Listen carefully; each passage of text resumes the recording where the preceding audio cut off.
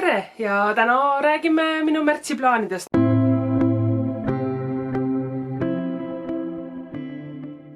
Natukene olen hiljaks jäänud. Tean küll, et kuu algus on juba millalgi eelmisel nädalal, aga nii see asi läks. Sattusin filmima võrdlemisi hilja. Eelmises videos kuulsite minu vabandusi. Selles videos räägime ainult märtsikuu lugemisnimekirjast. Ehk siis endiselt on pooleli Robert Jordani Eye of the World, milleni ma veebruaris ei jõudnudki. Nii see lihtsalt läks. Äkki märtsis ikkagi jõuan. Ja märtsi lõpus, nagu eelmises videos mainitud, veebruari lõpus, nagu eelmises videos mainitud, jäi pooleli Matt Haig'i Midnight Library filmimise ajaks, juba tolle video filmimise ajaks tegelikult, mis oli just enne. Oli see raamat juba lõpetatud, on ka lõpetatud selle video filmimise ajaks. Rohkem räägin siis märtsi kokkuvõttes, loodetavasti. Aga mis on siis märtsiplaanid? Märtsiplaane tegelikult väga palju ei ole. On need väljakutsed, milles ma osalen, nende plaanid, millest 2/3 on juba tehtud. Et märts on alanud väga hästi, kuigi ma olen ka siin natukene petnud. Aga märtsiplaanid, ma räägin nii nagu nad mul algselt olid, ehk siis on siis raamat lõpetatud või ei ole, seda ma ei hakka mainima. Välja arvatud siis Midnight Library, mis jäi veebruarist.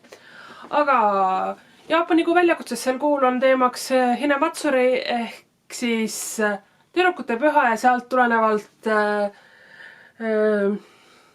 raamatud, Jaapani autori raamat, kus peategelaseks on naine või tüdruk. Mina otsustasin nagu ikka minna kergema vastupanu teed ja valisin lugemiseks Pisco Hattori manga Ouran High School Host Club esimese volli. Siis 12 ukse väljakutses. Seekord on teemaks lossid, kirikud, templid ja peab minema mingisuguse ajaloolise objekti juurde pilti tegema. Seda ma teen ära arvatavasti siis, kui ma jälle tööle pean minema ja satun kesklinna. Aga selle jaoks ma läksin ka kergema vastupanu teed, valisin siis terve hunniku autorite, kelle nimed ma arvatavasti panen ekraanile lihtsalt. Manga Trinity Blood esimene vol. See on mu ka enda oma. Ma kardan, et see on mul ka kunagi loetud, aga loen uuesti. Siis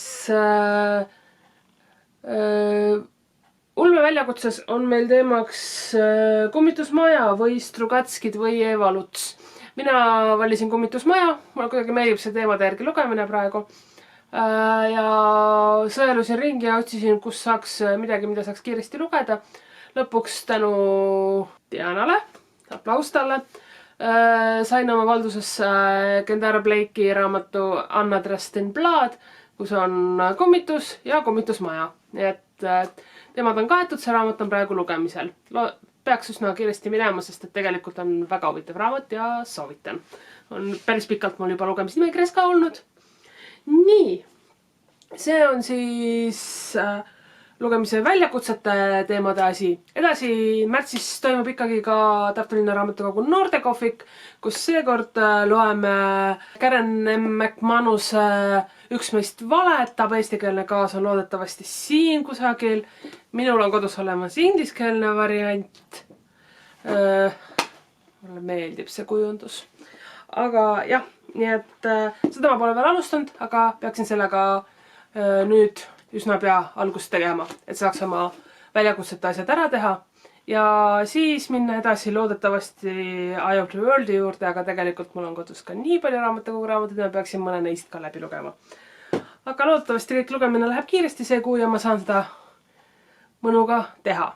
Aga rohkem plaane mul vist see kuu ei olegi, nii et see tuleb selline mõnus väikene videokene, kus ma katsin kõik teemad ja teid rohkem ei tüüta. Loodetavasti näeme siis järgmine video. Mul on, ütlen nii palju veel, et mul on käsil paar suuremat projekti, nii et võib-olla mõnede videote vahel tuleb natukene suurem vahe, kui ma arvan.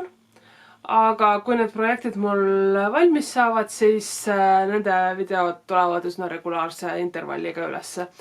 Et ei hakka täpselt ütlema, mida ma teen, aga no, mõned teist teavad, aga jah, plaanin selle teile üllatuseks jätta enamusele. Aga kui te vaatasite seda videot, siis aitäh, et te endiselt minuga olete ja vaatamata minu suurele pausile siiski nõus mind vaatama. Nägemist!